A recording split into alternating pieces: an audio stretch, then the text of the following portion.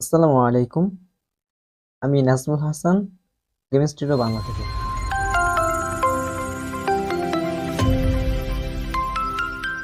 তো আজকের টিউটোরিয়ালটা হচ্ছে কিভাবে আপনারা গোডটে মেইন মেনু তৈরি করবেন। তো এটা তৈরি করার জন্য আমরা প্রথমে একটা প্রজেক্ট তৈরি করব। এটার নাম দেব মেইন মেনু প্রজেক্ট। সিলেক্ট করার পর আমরা ক্রিয়েটে ক্লিক করব। তো এটা হচ্ছে আমাদের ইঞ্জিন। আমরা 2D অপশনে যাব, দেন 2D সিন তৈরি করব। এটার নাম দেব মেইন মেনু। তো এটা তৈরি করার আগে আমরা একটু প্রজেক্ট সেটিং এ কিছু কাজ করব। তো এটার জন্য আমরা প্রজেক্ট সেটিং এ যাব, দেন উইন্ডো অপশনে যে এটাকে আমরা 1280 বাই 720 করে দেব। ওকে, আমাদের আমাদের এটা 1280 বাই 720 হয়েছে। তো এখন আমরা যেটা করব, প্রথমে আমাদের একটা ব্যাকগ্রাউন্ড লাগবে। তো ব্যাকগ্রাউন্ড বানানোর জন্য এখানে মাইক্রোসফটের কোপাইলট ইউজ করে এটা তৈরি করছি এবং চ্যাট জিপিটি দিয়ে এটা তৈরি করছিলাম। তো আমার কাছে মাইক্রোসফট কোপাইলটের যেটা আছে এটাই ভালো লাগছে বেশি। তো আমি সেটা দিয়ে ব্যাকগ্রাউন্ডটা তৈরি করব। তো এটার জন্য আমরা এটার আন্ডারে একটা ক্যানভাস লেয়ার নিব। এটার নাম আমরা দিতে পারি ইউআই। তো এটার আন্ডারে যেটা নেব সেটা হচ্ছে একটা টেক্সচার রেক্ট। তো আমরা প্লাস অপশনে ক্লিক করে এটা টেক্সচার রেক্ট নেব।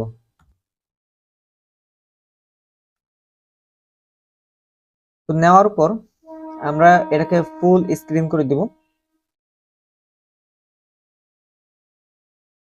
দেন আমাদের যে ইমেজটা আছে এটাকে আমরা কপি করে নিয়ে এসে এখানে পেস্ট করে দেব। তাহলে আমরা এখানে ফোল্ডার ক্রিয়েট করতে পারি, নাম অ্যাসেট দিলাম। দেওয়ার পর দেন এটার আন্ডার আরেকটা ফোল্ডার তৈরি করব। এটার নাম দিতে পারি আমরা ইমেজ। তো ইমেজের মধ্যে আমরা ব্যাকগ্রাউন্ডটাকে রেখে দিতে পারি। ওকে, তো করার পর আমরা এই অ্যাঙ্করটাকে সেট আপ করতে পারি। দেন এখানে ক্লিক করে ফুল করে দিতে পারি, তাহলে বারবার এর করা লাগবে না। তো এরপর আমরা এখানে ডান পাশে টেক্সচার অপশনে যাব, দেন লোড অপশনে ক্লিক করব, অ্যাসেটে পিএনজি, দেন এটা সিলেক্ট করে ওপেন করব। তো এটা অনেক বড় হয়ে গেছে, আমরা ইগনোর সাইজ করে দেবো। এখানে এক্সপান্ড মোড থেকে ইগনোর সাইজ, এটা করার পর আমাদের এটা ঠিক মতো ফিট হয়ে গেল। তো এটা অনেক লাইট দেখাচ্ছে। এটা আন্ডার একটা প্যানেল নিতে পারি আমরা।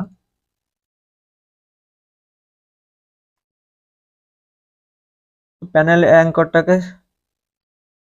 অ্যাঙ্করটাকে আমরা এবার সেট করব, দেন এখানে এসে ফুল করে দেব।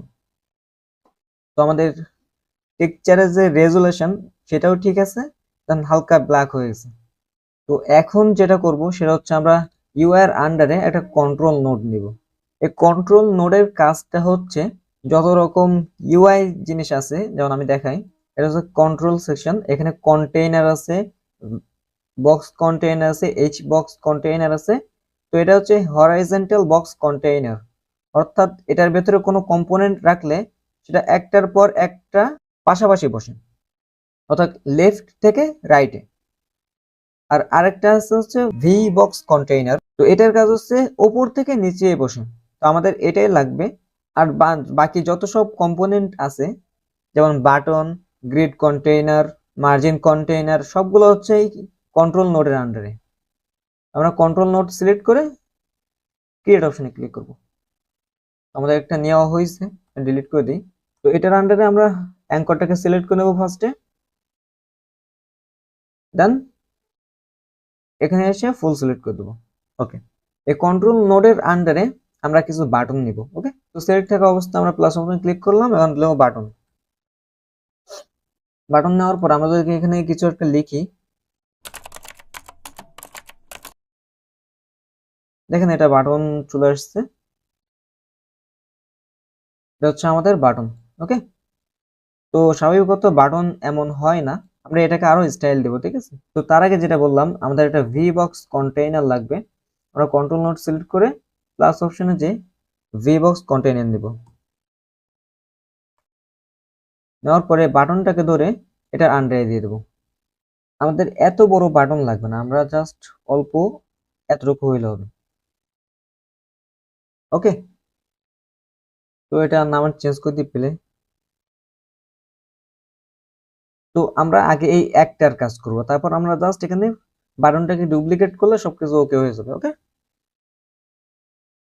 তো আমরা এই বাটনটাকে কিভাবে স্টাইল করতে পারি, আমরা নিচে আসবো, আসার পর এখানে দেখতে পাবেন থিম ওভাররাইট। তো এখানেই মূলত আমাদের যত কাজ এখানেই। তো আমরা এটাকে সিলেক্ট করি। তো প্রথমেই যেটা আছে সেটা হচ্ছে ফন্ট কালার। তো ফন্ট কালার কেমন হবে, ফন্ট কালার আমাদের এটা সাদাই থাক, বাট যখন আমাদের এটা প্রেস করা হবে, বাটনটা প্রেস করবে, তখন ফন্ট কালার হয়ে যাবে কালো। ঠিক আছে, আমরা কালো সিলেক্ট করে দিলাম, ফন্ট প্রেস কালার। তো এরপর যেটা করব, ফন্ট সাইজ। তো এটাকে আমরা 100 করে দিতে পারি। দেন অনেক বড় একটা বাটন তৈরি হয়ে গেল আমাদের। এত বড় মেবি লাগবে না, আমি ফন্ট সাইজটা ছোট করি, 80 করে দিই। ওকে, এটা ঠিক আছে। দেন আমরা স্টাইলে যাব, স্টাইলে আসার পর এখানে নর্মাল যেটা আছে এটাকে সিলেক্ট করব। ব্যাকগ্রাউন্ড কালার তো একটু ঝামেলা আছে, আমি এখান থেকে নিউ ক্রিয়েট করে স্টাইল বক্স ফ্ল্যাট এটা সিলেক্ট করব। দেন এটা সিলেক্ট করার পরে আমরা ব্যাকগ্রাউন্ড কালারটা গ্রিন করে দেব।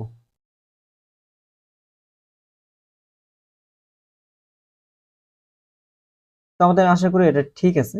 তো এরপর আমরা বর্ডার উইথ যেটা আছে এটা না দিলেও চলবে আমাদের, আমরা কর্নার রেডিয়াস দেব। ওকে, কর্নার রেডিয়াস প্রত্যেকটার 50 করে থাকবে।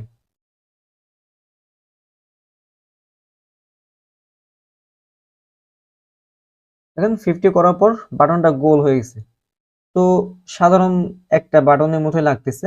তো এরপর যেটা করব সেটা হচ্ছে শ্যাডো। শ্যাডো অপশনে আসার পর আমরা এটাকে 10 করে দেব শ্যাডো সাইজ। দেন যে টেক্সচারটা আছে এটাকে আমরা গ্রিন করে দেব। তো আমরা যদি এখন এটা রান করি, সিলেক্ট কারেন্ট, মেন মেনু, এটাকে একটা সিন ফোল্ডার তৈরি করি, দেন সেভ। দেখেন এটা আমাদের ঠিক আছে, কিন্তু যখন আমরা হোভার করতেছি তখন এটা পূর্বের অবস্থায় ফিরে যাচ্ছে।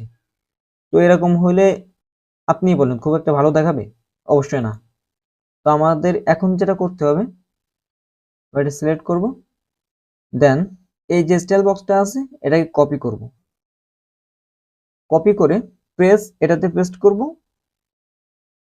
দেন হোভার যেটা আছে এটাতেও পেস্ট করব।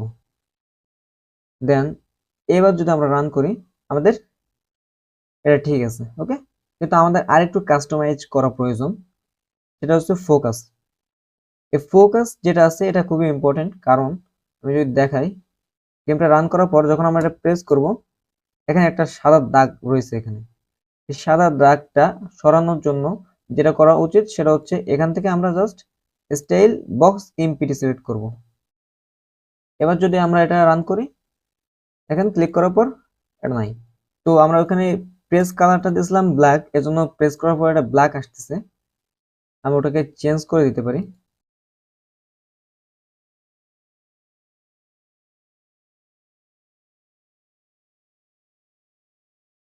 তো এটা সিলেক্ট করার পর ডার্ক গ্রিন একটা কালার হয়ে গেছে। তো আশা করি এটা ঠিক আছে, সমস্যা না।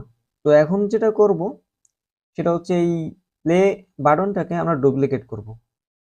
রাইট ক্লিক করে ডুপ্লিকেট করব, দেন আরেকটা ডুপ্লিকেট করব। নাম আমরা দিব সেটিং, এটার নাম দেবো এক্সিট।